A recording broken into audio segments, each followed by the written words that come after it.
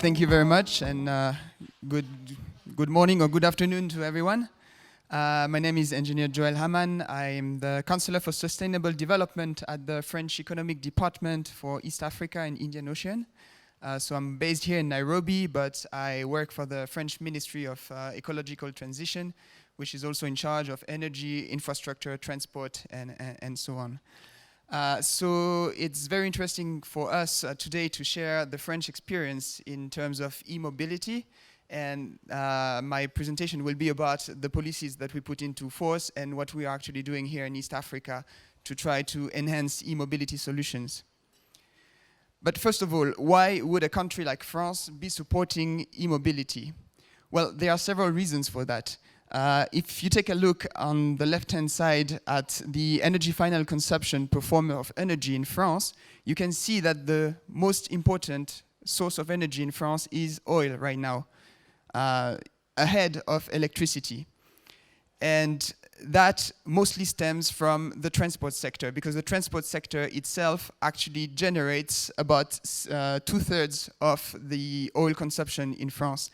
If you look on the right-hand side, at the final energy consumption in the transport sector, you can see that the vast majority of the energy that is consumed in transport is either diesel, gasoline, or other kind of petroleum products. And electricity is right here.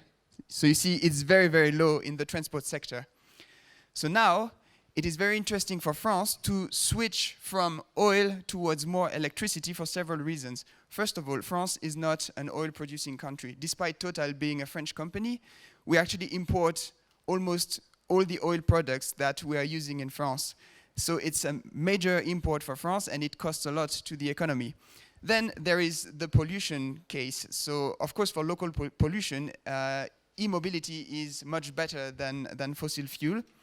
And then, if you actually look at the electricity production in France, we have a generation mix that is mostly decarbonated, that is mostly based on nuclear energy and renewable hydroelectricity and other forms of renewable. And we have just a very small share of fossil fuel in the energy mix. So this has two consequences. The first consequence is grid electricity is very cheap in France because the tariff comes at the marginal cost of nuclear power, which is very low. So it's much more economical to switch to on-grid electricity than fossil fuels. And then the second consequence is the electricity in France is very decarbonated. And as you can see on the right-hand side, grid-connected electricity for electric cars makes a lot of sense in France in terms of reducing CO2 emissions. And it would make a lot less sense in countries where electricity is vastly based on fossil fuel. For example, in India, in South Africa, but even in China or United States or even Germany, where the content of CO2 for electric cars would be still twice higher than the one in France. So for these reasons, France is very keen on supporting e-mobility. There is another reason, which is industrial policy. We have some very prominent car manufacturers in France, and all of them are currently developing or have already developed an offer of electric vehicles. So for example, we have the E208, that is a Peugeot car, and as you may know, Peugeot is also assembling already in Kenya. We have the Zoe, which is a Renault electric car, but we also have an offer of electric vehicles for buses. So this is, for example, a bus developed by Bolloré and Heuliez, and many of them are already rolling in France. Big cities like Paris, like Lyon, are switching towards electric vehicles, and these vehicles are actually manufactured in France. Then, another very interesting policy is the one that was just launched recently by the European Union, with France and Germany being at the forefront. It's the ambitions to become the new Airbus of batteries. So you may know Airbus. Airbus is one of the two major aircraft manufacturers in the world.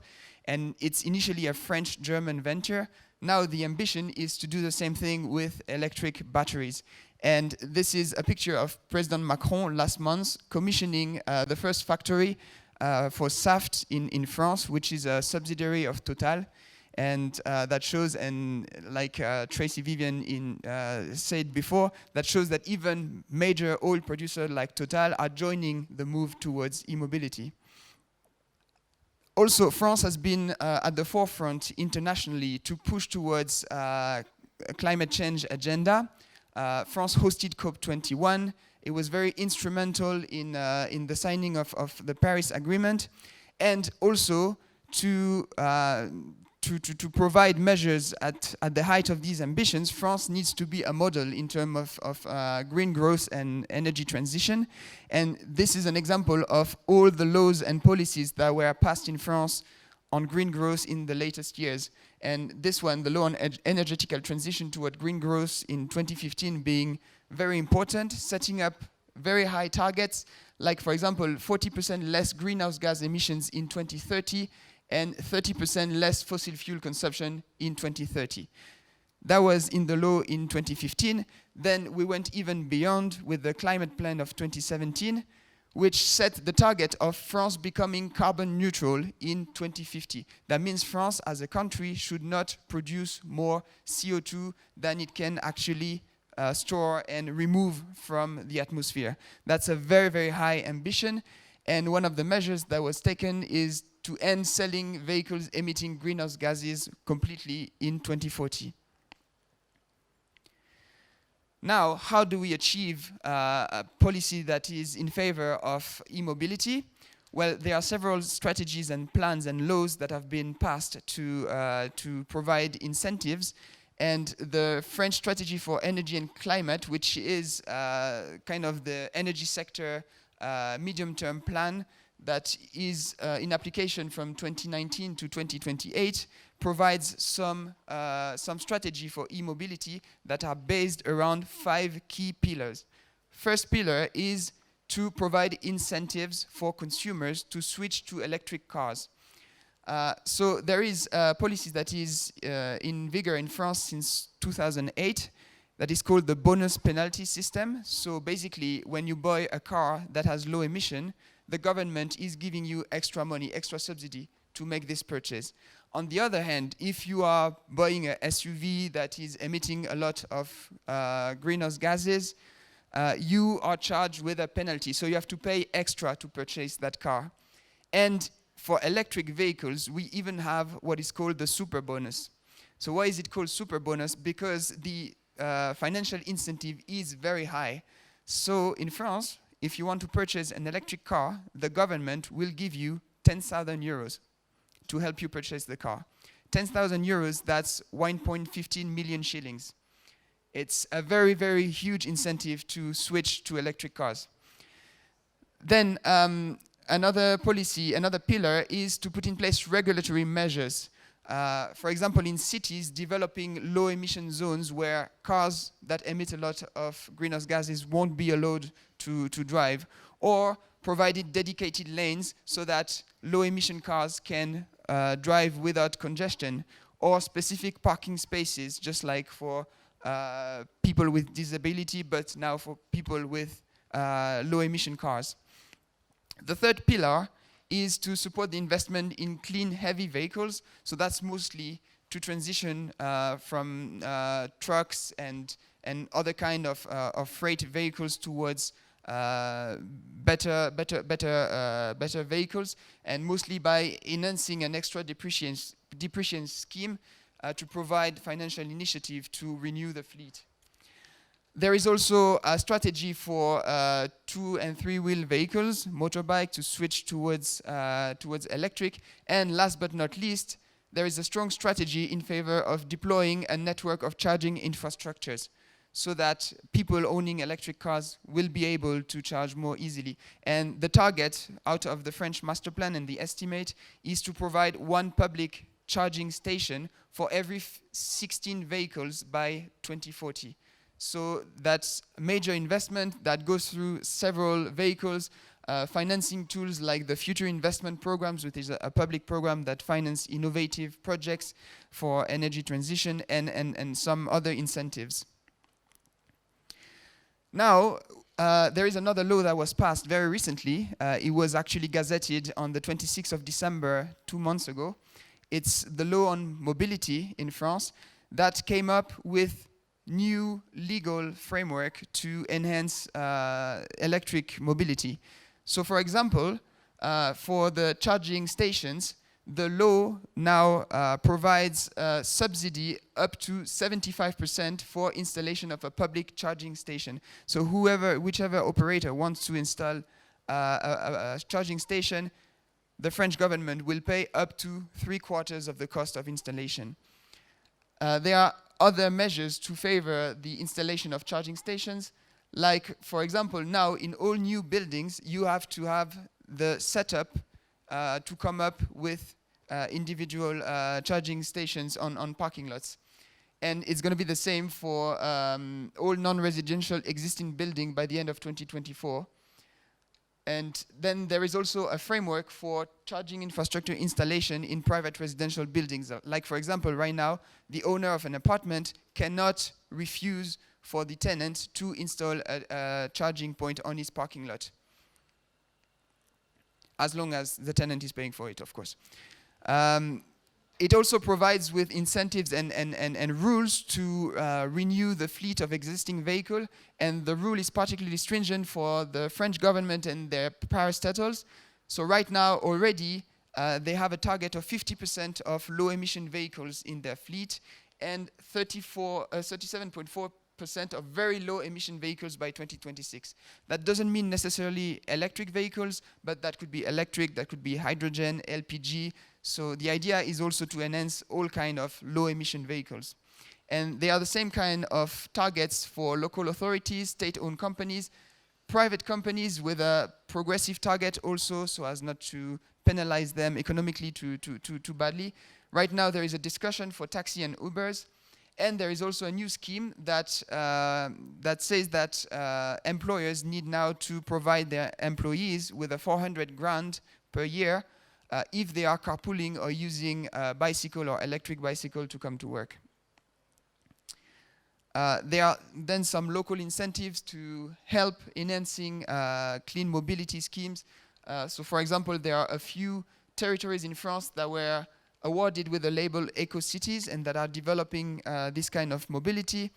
We have what we call the industrial demonstrators for sustainable cities. Right now we have 21 pilot demonstrators all around France, which are public-private partnership where private companies, research centers are working with local authorities to provide new solutions on some areas that are pilot areas. Now, how does it translate into what we are doing in East Africa as the French embassy?